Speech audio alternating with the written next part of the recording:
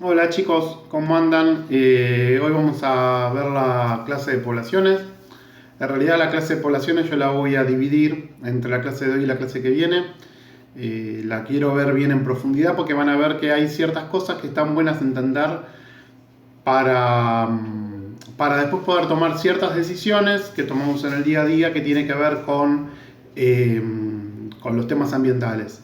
Yo los temas ambientales no los voy a, ya se habrán dado cuenta, no vamos a ver la típica hay que reciclar, hay que plantar arbolitos, sino que lo que quiero es darle herramientas para que cuando ustedes se encuentran contra estas decisiones de, bueno, qué hay que hacer, cómo podemos mejorar el ambiente o cuidarlo. Plantando arbolitos, reciclando, reutilizando, reusando, ¿sí? No usando el auto, o sea, todas esas decisiones tienen que estar fundamentadas en conocimientos, ¿sí? Del ambiente. Y después al final de esta clase y en el trabajo práctico yo les voy a hacer con lo mismo que hicimos con las ardillas, un análisis de caso, ¿sí? Donde ustedes van a interpretar un caso donde en principio parece que hay como una buena intención, pero que capaz que no es tan así, quizás por desconocimiento, quizás solamente porque una empresa o alguna institución quiere hacer una buena acción que quizás no es necesariamente la mejor decisión que podrían tomar. Bueno, vamos a empezar con esto de poblaciones. Nosotros habíamos visto cómo afectan los recursos y las condiciones a los individuos, así cómo los usan. Ahí quiero hacer una aclaración. Yo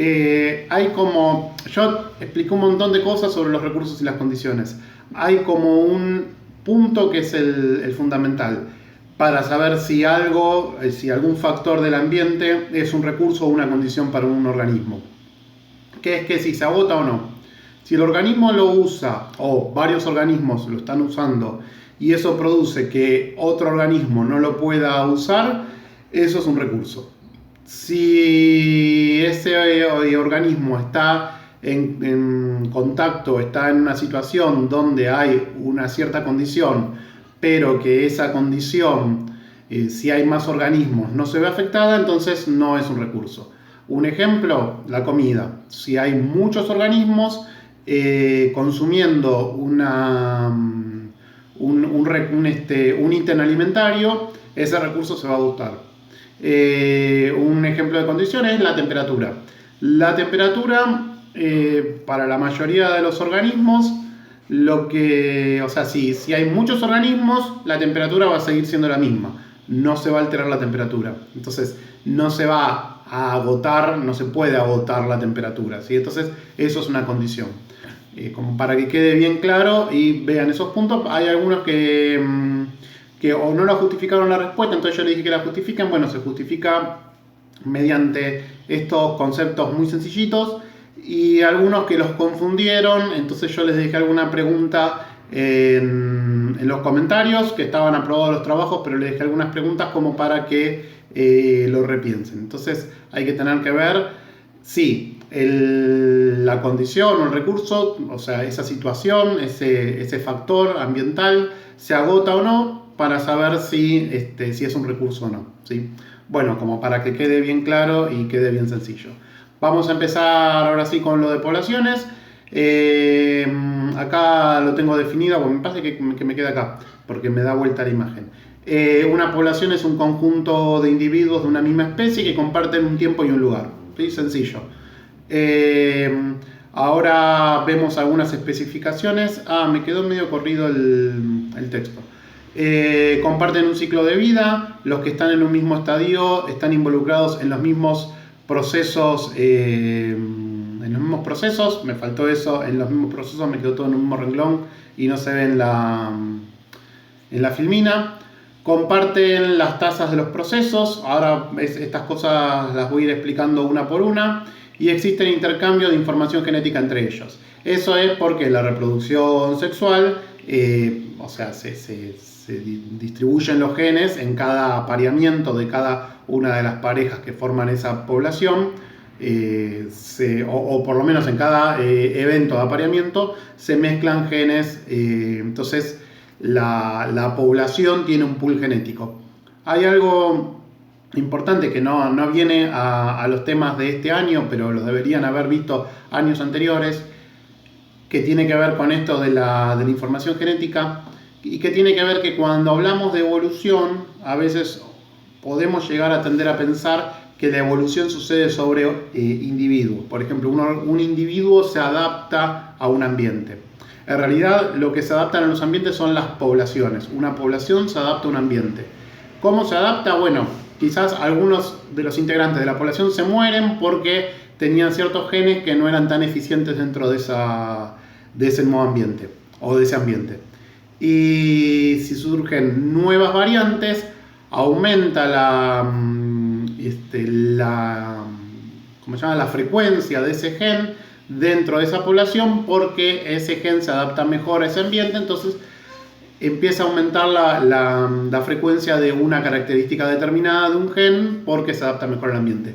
Pero siempre los que se adaptan a los ambientes y los que evolucionan son las poblaciones, no los individuos como objetos individuales, ¿sí? Eso para que quede claro. Bueno, para ver el tema esto de que comparten un ciclo de vida, nosotros vamos a tener poblaciones integradas por organismos individuales, ¿sí? Y cada uno de esos organismos individuales va a ir pasando por un ciclo de vida. Acá les puse el ciclo de vida del mosquito.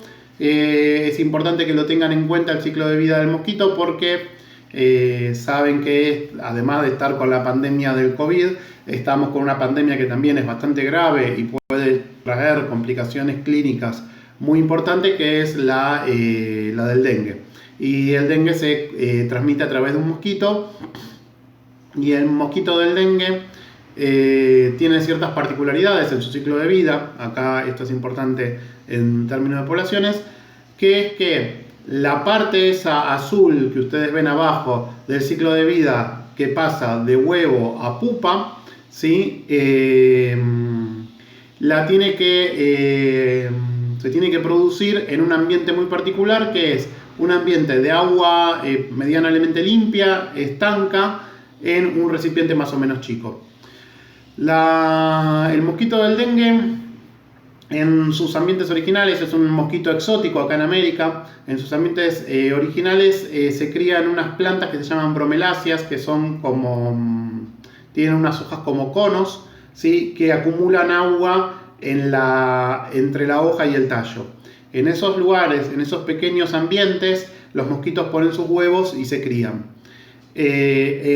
Hasta hace un par de siglos, cuando no existía el plástico, básicamente, los mosquitos, el único lugar que tenían acá en América para criarse eran los aljibes, ¿sí? O sea, o algún balde o algún lugar que tenga estas características. Pero eran bastante pocos. Sin embargo, en Buenos Aires hubo una epidemia de fiebre amarilla que también es transmitida por el mosquito Aedes aegypti, donde murieron un montón de personas. Fue una de las epidemias más graves que sufrió Buenos Aires.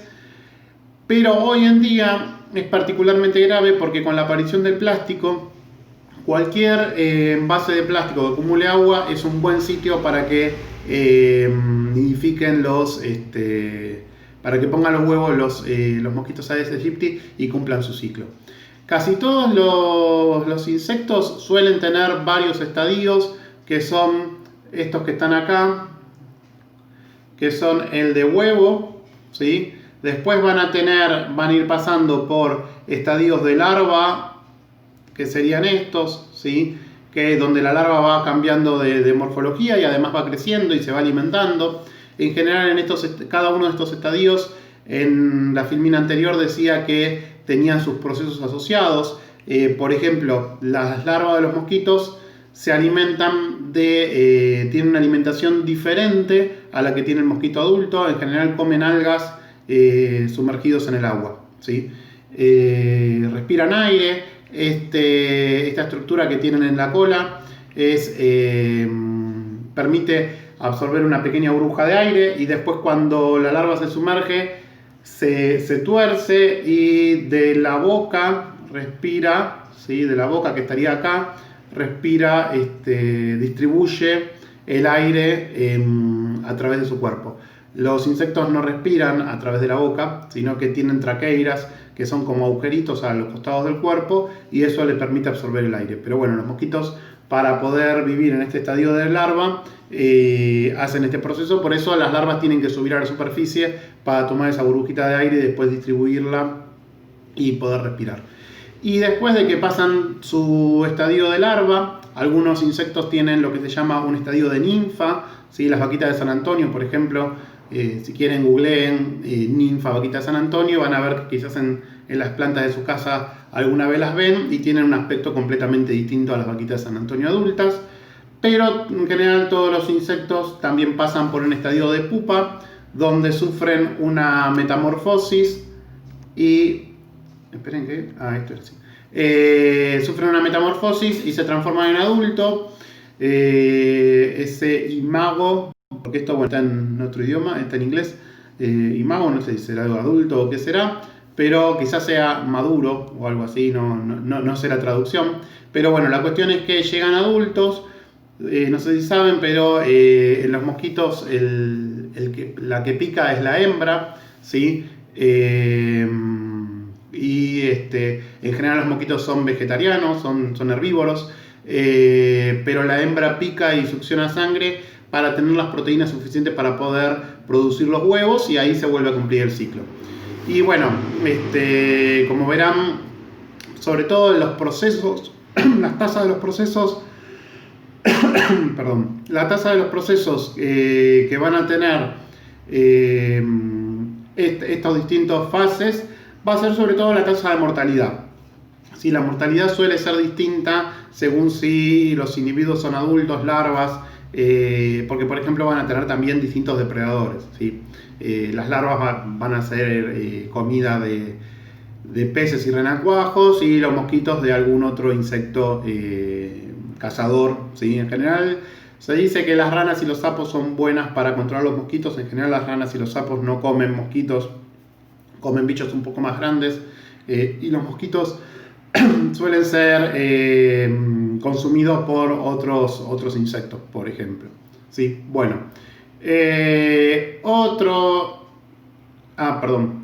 Me había olvidado que tenía un texto. Lo de que comparten el ciclo de vida. Bueno, lo que les decía, que están involucrados en los mismos procesos y que comparten las tasas de esos procesos, por ejemplo, las tasas de mortalidad. ¿Sí? Me había olvidado que tenía ese texto explicativo. Les muestro otro ciclo de vida. Este es bastante parecido al nuestro, de aves. Las aves suelen tener una fase adulta, ¿sí? Acá se están reproduciendo, acá ponen huevo. Los pichones, ¿sí? Cuando las aves todavía no tienen plumas o tienen pocas plumas, o las plumas que tienen son plumones que les mantienen la temperatura pero no les sirven para volar, se llaman pichones.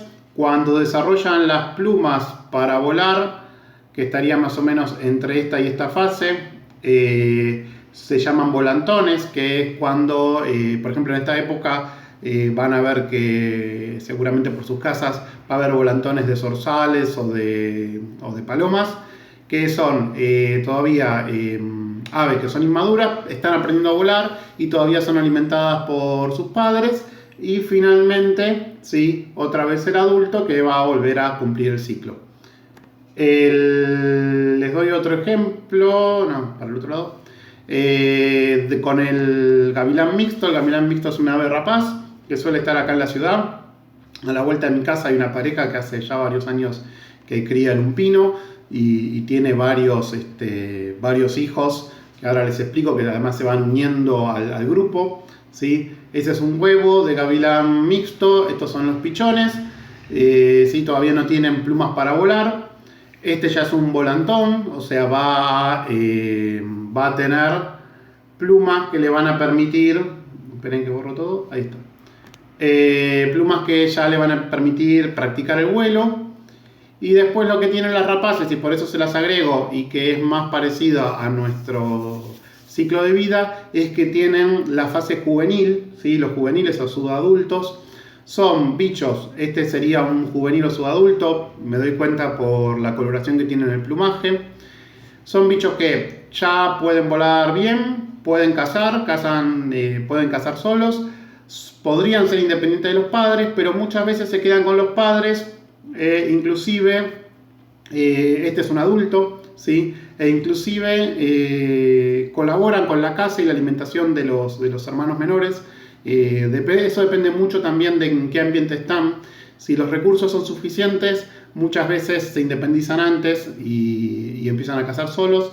En lugares más áridos, donde los ambientes son hay menos recursos para criar a los hermanos, colaboran con la caza para el desarrollo de los hermanos menores. Entonces, si quieren comparar con nosotros también tendríamos una fase en la que somos bebés, niños, adolescentes, ¿sí? Que seríamos todavía inmaduros, que estamos ya aprendiendo a sobrevivir solos, pero todavía dependemos de nuestros padres.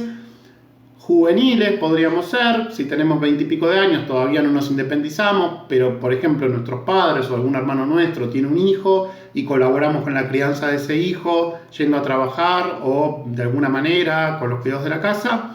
Seguimos siendo como este gavilán mixto, y después ya cuando somos adultos y nos reproducimos o no, eso somos animales culturales y podemos tomar esas decisiones.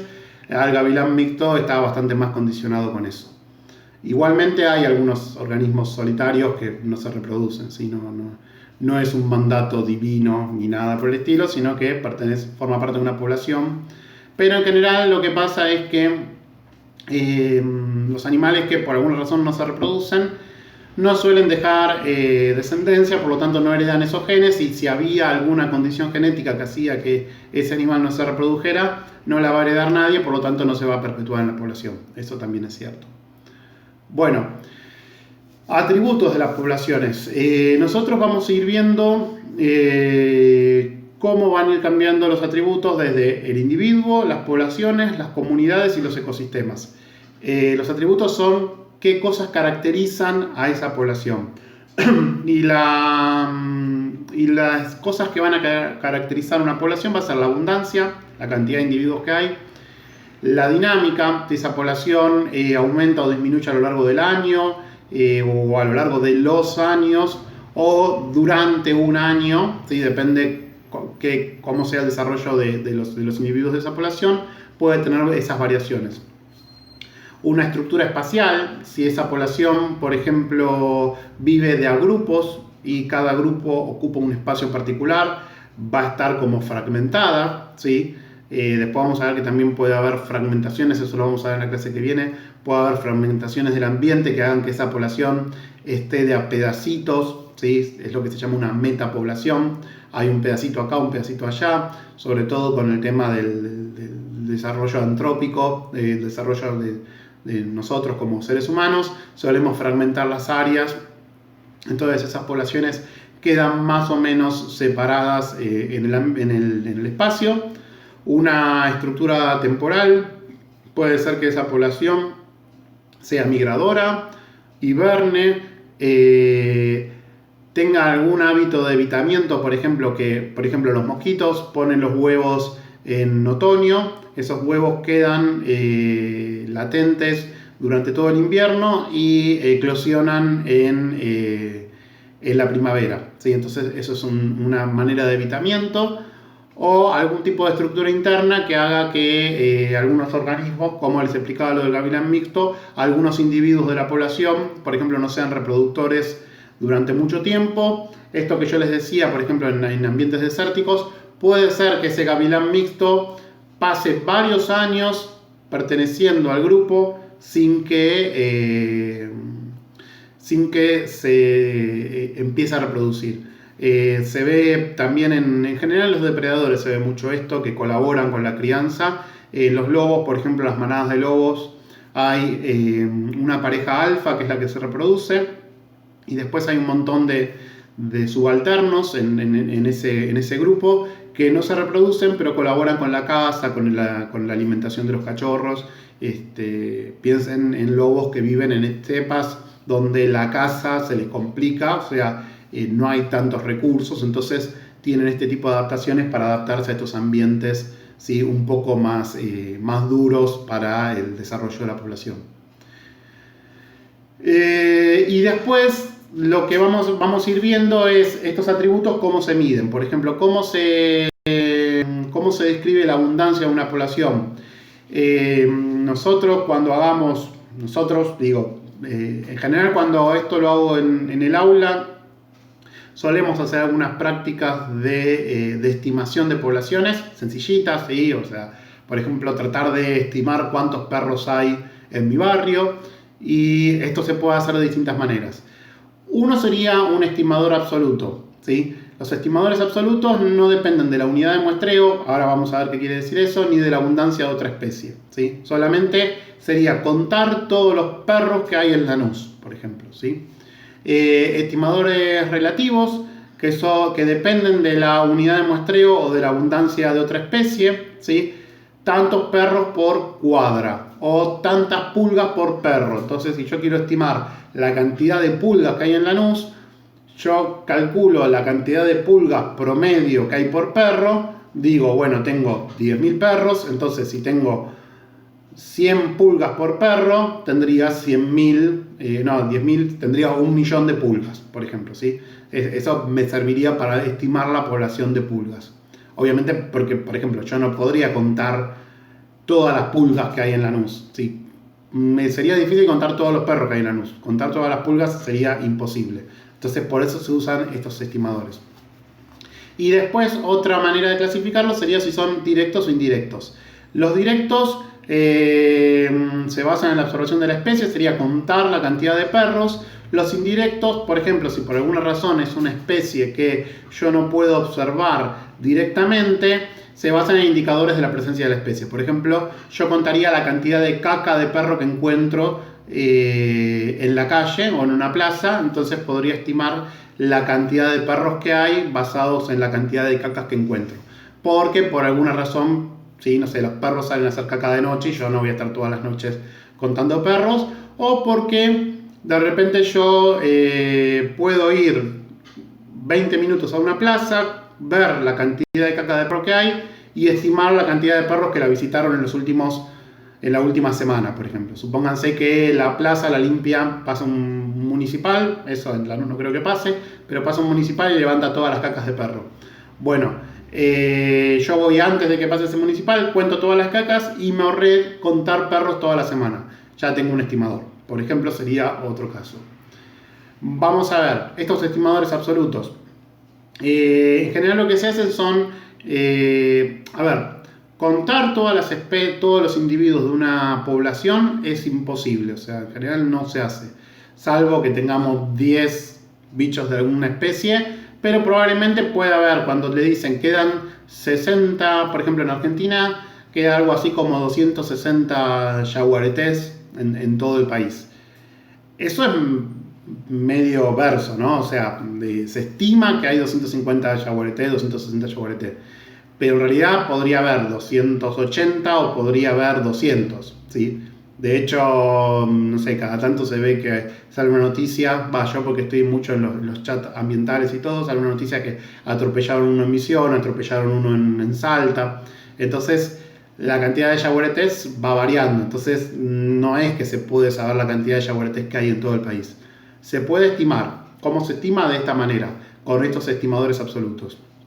Por ejemplo, en el que tengo arriba, esos circulitos representarían árboles, y yo lo que puedo hacer es hacer distintas maneras, hacer cuadrados que se llaman parcelas, como esos cuadrados rojos, distribuirlos en el ambiente al azar y contar la cantidad de árboles que hay dentro de esos cuadrados. Supónganse que es un cuadrado de 10 metros por 10 metros.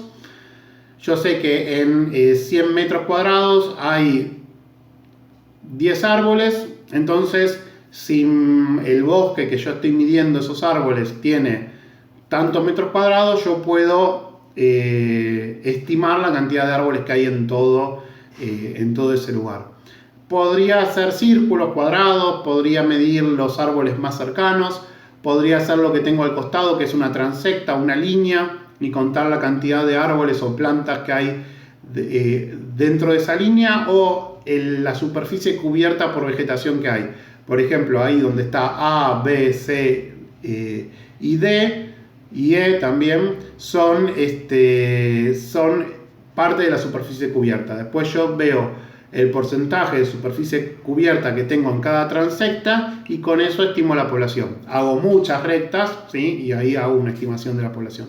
Son maneras de estimar la población, porque obviamente, por ejemplo, en cuanto a área cubierta, yo no voy a poder estimar toda el área cubierta. Primero porque son figuras irregulares y yo no tengo, sería muy difícil encontrar herramientas geométricas para estimarlo.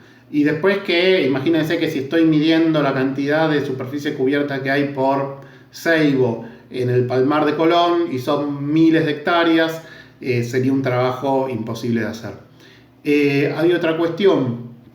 Algunos organismos pueden ser, a veces es muy difícil determinar qué es un individuo.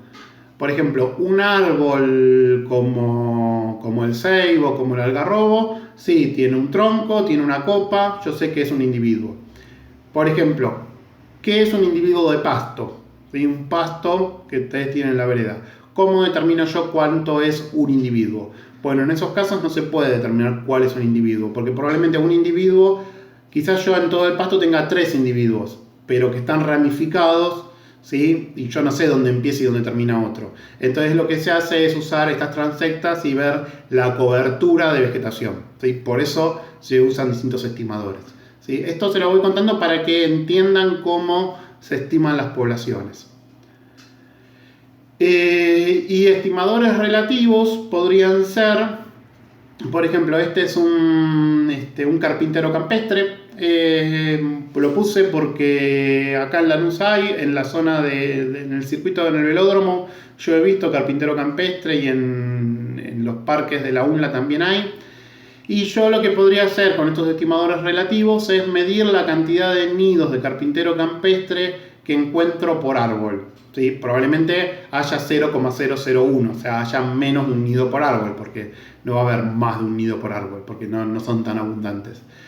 Entonces, si yo sé cuántos nidos hay por árbol y antes había estimado la cantidad de árboles que tengo, podría estimar la cantidad de nidos que tengo en todo un bosque, ¿sí? Entonces también no me voy a detener a contar los carpinteros campestres, sino lo que voy a hacer es medir con este estimador relativo y después lo extrapolo a todo el bosque, a toda la región, a como yo quiera.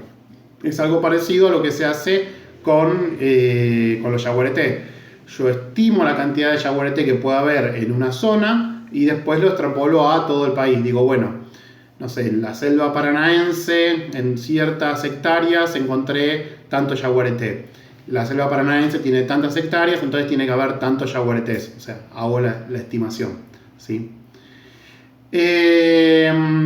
Todos estos, cuando yo contaba superficies o individuos, eran estimadores directos. Yo estaba contando individuos, ¿sí? Ahora, lo que yo puedo hacer también es usar estimadores indirectos. Por ejemplo, ahí en la muestra C y D es caca, ¿sí? Es lo que yo decía, las cacas de los perros. Por ejemplo, si yo quisiera contar la cantidad de... la primera foto que tengo es la que está de este lado, es una comadreja overa. Si yo quisiera contar la cantidad de comadreja overa, que es un animal nocturno, y se me va a complicar verlos de noche y de día probablemente estén escondidos y no los voy a poder encontrar, entonces lo que yo puedo ver es buscar cacas de comadreja overa y contar la cantidad de cacas que encuentro por transecta, por hectárea, por lo que sea. O sea, yo busco una unidad de muestreo y muestreo la cantidad de cacas en cambio la cantidad de comadrejas.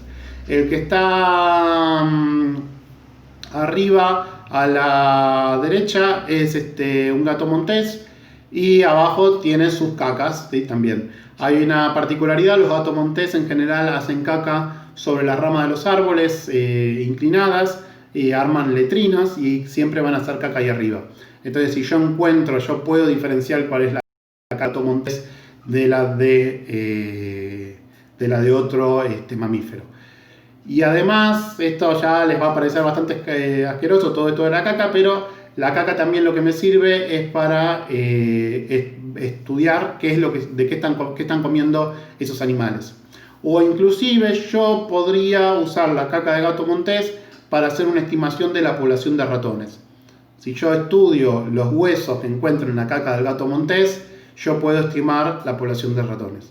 En realidad la población de ratones se usa otra cosa, que son las hygrogrópilas de cazadores nocturnos, de lechuzas, de búhos, ¿sí? Lo que suelen hacer las lechuzas y los búhos es se comen un ratón, lo tragan, digieren toda la carne y después regurgitan como una capsulita de pelo y hueso, que es bastante menos asqueroso además que las cacas, porque no tiene olor, no tiene nada. Y yo ahí puedo desarmar esa bolita, encontrar los cráneos, en general se buscan los dientes, y determinar cuáles son los ratones que estaba comiendo esta rapaz. Y además la otra ventaja que tienen es que en general las lechuzas o los búhos se posan en una percha, en una rama particular de un árbol en particular, y las hygrogrópilas terminan cayendo debajo de la rama. Entonces yo puedo juntar todas de una vez y hacer un muestreo rápido de una vez y después ir al laboratorio y determinar qué ratones se estuvo comiendo, y entonces ahí sí más o menos sé la población de ratones, ¿sí? Es otra manera. Y abajo de todo tengo en la figura E es un zorro, y en la figura F se ven las huellas del zorro, ¿sí? Yo puedo contar huellas. A veces lo que se hace es se deja un camino de arena que se suele rastrillar, entonces borro todas las huellas, paso una noche y voy y cuento la cantidad de huellas que encuentro. Lo que tiene de bueno además es que, por ejemplo, si el zorro estaba caminando con los hijos, yo puedo saber en qué etapa reproductiva están por el tamaño de las huellas, puedo saber varias cosas, y así yo cuento la cantidad de zorros que hay. Se hace un camino que se rastrilla con una camioneta, se le ata un caño de hierro atrás, se lo arrastra 5 kilómetros, y después yo voy con la misma camioneta y cuando veo que hay en el suelo una huella de zorro, paro, cuento, ¿sí? Y sigo midiendo. Entonces es una medida, una transecta de 5 kilómetros la puedo hacer en 40 minutos y yo tomé un montón de datos en muy poco tiempo, ¿sí? Son maneras de medir poblaciones muy efectivas. Y lo último que les quiero hablar es de cómo crecen estas poblaciones. ¿Cuáles son los modelos? ¿Se acuerdan que estuvimos viendo que hay distintos modelos? Empezamos hablando en la materia del modelo de célula, que la célula es un modelo, no es que las células son como te las dibujan en los libros, sino que son modelos. El modelo de cómo funciona el sistema digestivo, que lo vemos como un tubo que tiene ciertas características y no toda la complejidad que tiene. Y estos modelos que van a ser modelos matemáticos que me van a explicar cómo crece una población, por ejemplo. La clase que viene vamos a terminar de ver esto. Hoy les voy a dar solamente dos cositas chiquitas como una introducción, porque me sirve para que ustedes hagan y discutan el trabajo práctico. Y la clase que viene lo veo más en profundidad, porque además ya vamos en media hora, un poquito más de media hora, así que no quiero apabullarlos mucho con información y ya les tiro un montón de información. Bueno, el primer modelo, el más sencillo, sería un crecimiento exponencial, ¿sí? El crecimiento exponencial sería que piensen, por ejemplo, si yo tengo una bacteria y esa bacteria cada 3 horas se puede duplicar. Yo ahí ya tendría 2 bacterias y a las 2 horas ya tendría 4 y después ya tendría 8 y después tendría 16, 32, o sea, 32, 64. Ahí yo veo en la curva cómo después de un par de días yo tendría miles de millones de bacterias, porque está pasando este fenómeno de exponencialidad que tiene la población.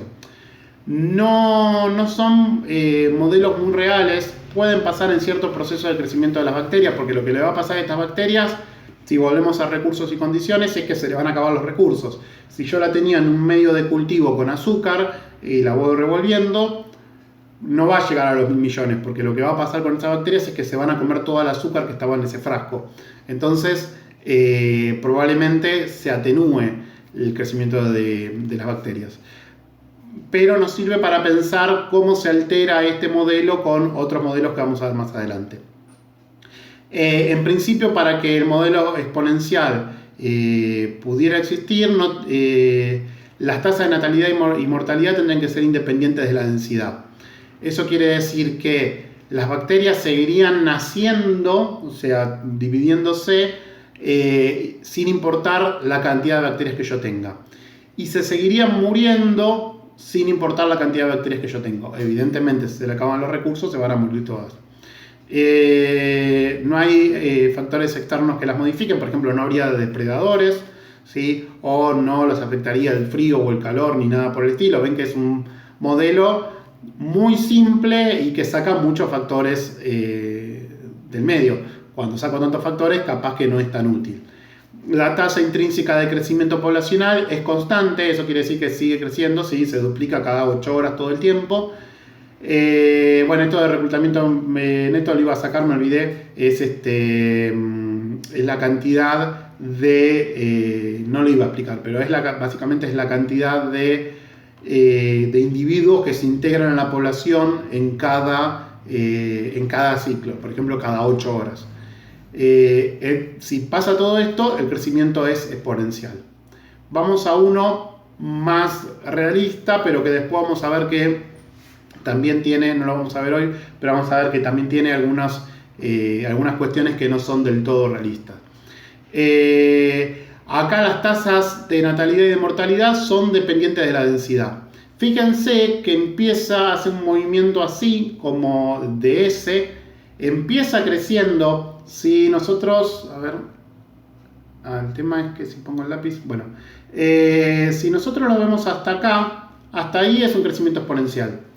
Acá hay un punto de inflexión, ¿sí? En la segunda parte hay un punto de inflexión donde se empieza a atenuar y llega a lo que se llama un plató, ¿sí? Una meseta, donde está marcado la capacidad de carga. Ahí lo que empieza a pasar en ese punto de inflexión donde pasa de exponencial a que empieza a amortiguarse el crecimiento, es que la densidad poblacional empieza a afectar el crecimiento poblacional. Entonces lo que empieza a pasar es que si la cantidad de recursos empieza a ser limitado, o se van a reproducir poco o se van a morir mucho. Entonces la población va a dejar de crecer, ¿sí? Entonces yo después podría investigar qué es lo que pasa, si varía la tasa de natalidad o la tasa de mortalidad. Justamente, bueno, la disponibilidad de recursos impone un límite al crecimiento. La tasa intrínseca de crecimiento poblacional disminuye con la densidad, ¿sí? Se ve en ese plató, en cómo se ameseta la población y ya, por ejemplo, llega a los 50.000 individuos y de 50.000 individuos en ese campo, en ese lugar, ya no va a seguir creciendo. La tasa de reclutamiento neto muestra una curva en N con la densidad. Vamos, la cantidad de individuos que se van a incorporar de nuevo a la población va a mantenerse constante cuando se alcance un número de individuos, ¿sí? Va a haber un máximo de cantidad de individuos que se pueden incorporar a la población. Por ejemplo, los seres humanos estamos todavía estamos creciendo como población, ¿sí? Si ustedes se fijan, a principios del siglo XX éramos unos 1.000 millones, 1.200 millones, una cosa así. Hoy ya estamos superando los 8.000 millones. Nos multiplicamos por 8, ¿sí? Esa multiplicación de la población es lo que se llama el R, que ahora estuvo bastante de moda y después la clase que viene lo vamos a ver más en profundidad con el tema del coronavirus y cómo aumentaba el R de casos, cómo aumentaban la cantidad de virus por persona, si quieren, o sea, como que ahí el estimador relativo sería virus por persona, ¿sí? Y este crecimiento se conoce como logístico, ¿sí? Que llega a ese punto. Si superamos ese punto máximo, esa capacidad de carga, lo que va a empezar a pasar es que va a haber individuos que se van a morir. Y esto queda, espero que quede claro acá. Y lo que yo les voy a poner en el trabajo práctico es un estudio de impacto ambiental y un diseño de manejo de un área que se formuló para la instalación de una represa. Es una represa que se llama Reventazón, es un emprendimiento de una represa. Cuando se construye la represa se inunda un área de bosque. Y lo que vemos ahí es gente muy bien intencionada capturando animales. Dice que capturaron 173.000 animales en la zona de la represa y se las reubicaron. Ahora, la pregunta es, si yo reubico esos animales, ¿dónde los reubico? Porque si yo esa serpiente que están capturando ahí la reubico donde ya hay una población de esa serpiente, sería de esperar que la población de esa serpiente en un ambiente determinado ya esté por acá. Porque las poblaciones naturales ya están en su capacidad de carga, alcanzaron. Esas serpientes durante los miles de años que vivieron en el lugar, las que están en el lugar donde van a meter esta otra serpiente que están capturando, en esos miles de años alcanzaron su capacidad de carga. Están comiendo todos los ratones que pueden comer y si se comen más ratones disminuye la cantidad de ratones y se quedan sin recursos. Si yo meto esa serpiente, ¿qué es lo que va a pasar en este nuevo ambiente? Y reubicaron serpientes, monos, felinos, un montón de bichos que capturaron en el lugar donde iba a estar la represa y los ubicaron en otros lados. ¿Están realmente en este esfuerzo mejorando algo del ambiente? O sea, ¿están salvando esas especies o están haciendo publicidad? Eso se los dejo para que lo reflexionen y para que después me lo consulten en el trabajo práctico, ¿sí? Es medio bajo, pero bueno, es lo que tenemos. Así que bueno, me despido. Cualquier consulta que tengan me la pueden hacer por el Classroom y nos estamos viendo.